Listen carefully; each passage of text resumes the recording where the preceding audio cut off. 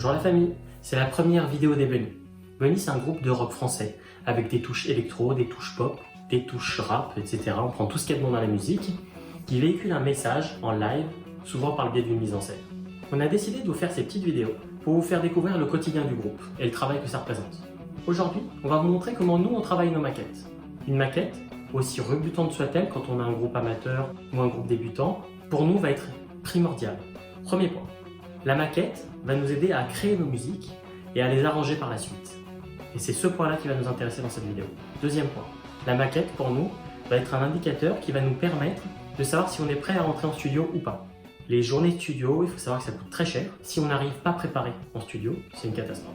Une fois que les maquettes commencent à sonner, on sait qu'on est prêt. Troisième point, elle va nous permettre de trouver une couleur à l'album. C'est très intéressant pour un technicien ou un ingénieur du son, avant de vous voir entrer dans son studio, de pouvoir écouter l'ambiance de l'album et de chacun de ses titres. Quatrième point, certains groupes utilisent ces maquettes-là pour démarcher les producteurs, les labels, les programmateurs. Attention, il faut être conscient de la qualité de son de la maquette. Il ne faut pas envoyer un produit miné à votre futur employeur.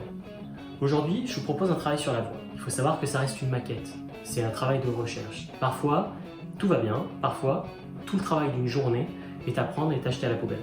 Ça arrive, c'est normal. Ça fait partie de notre travail de recherche.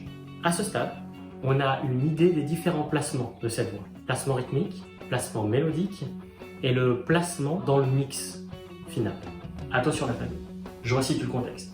On est en France, en avril 2020, en plein confinement.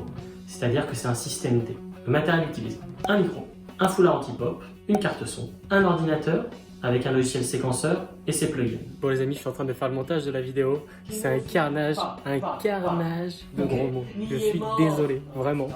Non, pas en contretemps. Je chope rarement en bas comme ça. Oh. Et ah, mais non, putain, t'es tellement niais quoi.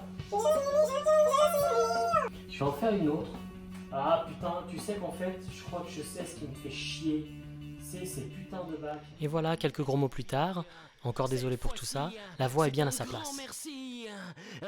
Je vous propose donc d'y faire un petit traitement de base, c'est-à-dire égalisation, compression et reverb. C'était pas gagné.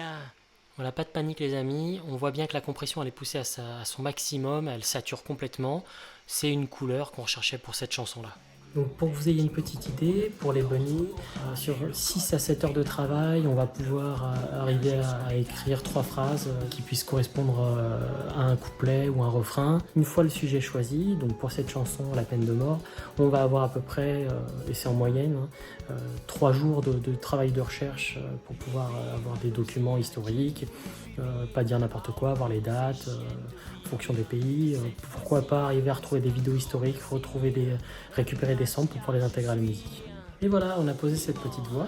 L'idée maintenant, c'est de pouvoir la tester en live 1 ou 2 fois avant de pouvoir rentrer en studio et l'enregistrer sérieusement. Qui nous ont suivis à recoudre ces chiennes de